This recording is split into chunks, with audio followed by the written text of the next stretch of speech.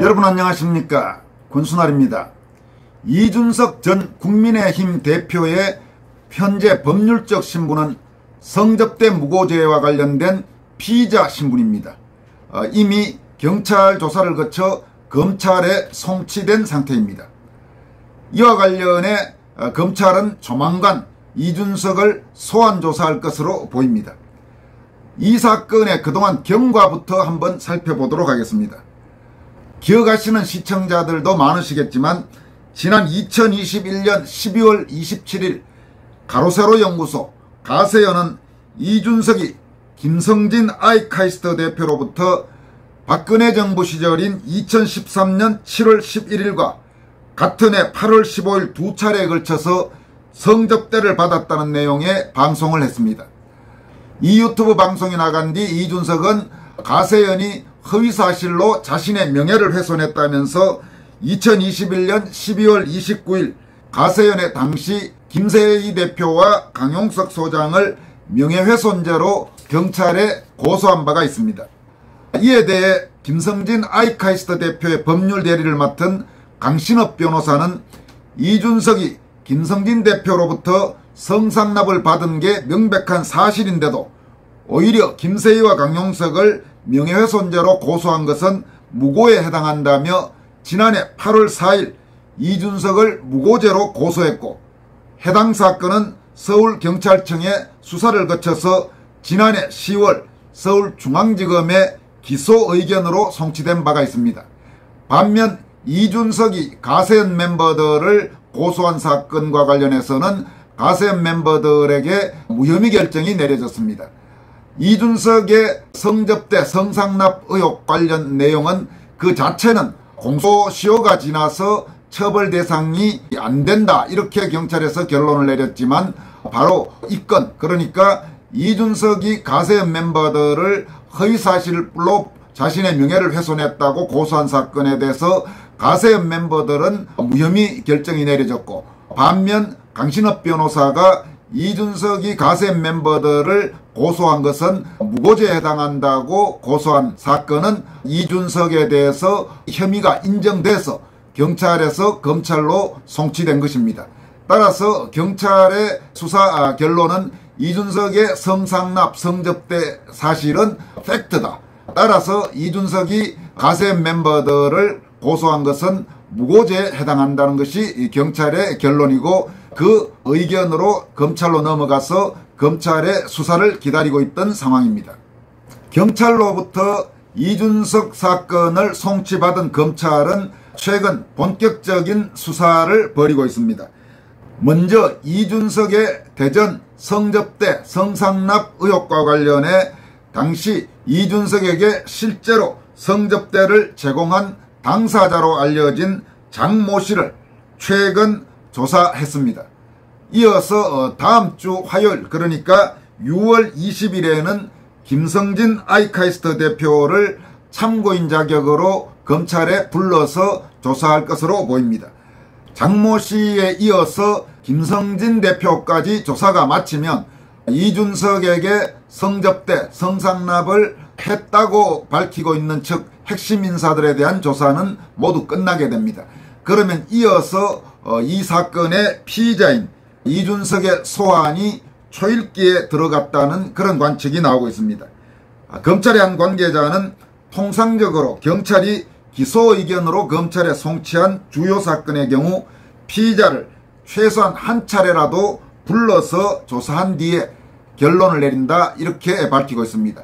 이 결론을 내린다는 것은 이제 기소하느냐 불기소하느냐, 이런 재판에 넘기느냐 넘기지 않느냐, 이 결정을 한다는 이야기입니다.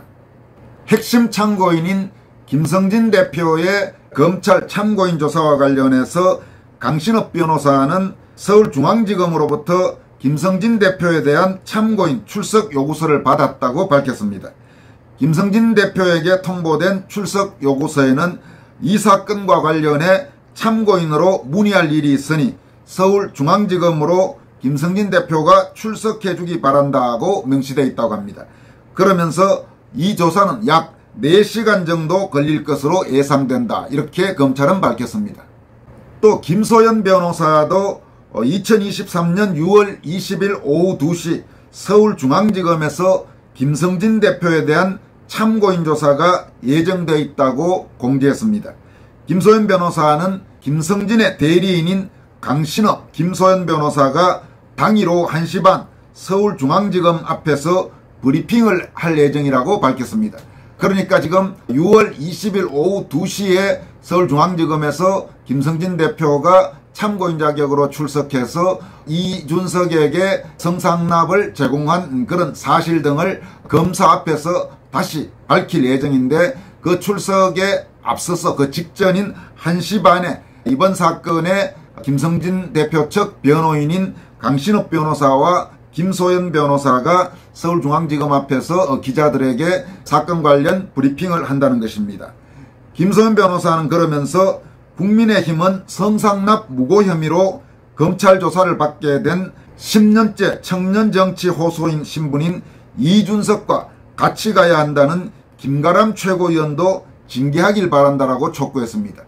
지금 김가람 이야기가 왜 나오느냐 하면, 최근 태영호 전 최고위원에 이어서 국민의힘 최고위원이 된 김가람이란 친구, 40세 정도고 호남 출신이라고 합니다만은, 이 김가람 최고위원이 최근 헤럴드 경제와의 인터뷰에서 내년 총선이 매우 중요하기 때문에 이준석 천하람과 같이 가야 된다, 이렇게 주장을 한 모양입니다. 지금 김소연 변호사는 김가람의 최근 이 인터뷰 내용을 들어서 김가람도 징계를 해야 한다고 강조하고 있는 겁니다. 김소연 변호사는 정치적 이득을 위해 성상납 무고범죄 혐의를 받고 당원권 징계를 받은 자를 안고 가겠다는 국민의힘은 돈봉투 혐의, 코인범죄, 대장동 사건 등 추악한 부패범죄를 저지를 국회의원들과 이재명 대표를 품고 있는 민주당과 함께 자폭의 길로 가려는 것인지 의문이 든다면서, 국민들은 범죄와 함께하는 정당에 결코 소중한 한 표를 주지 않을 것이며 범죄와 함께하는 정당을 엄중히 심판할 것이라고 강조했습니다.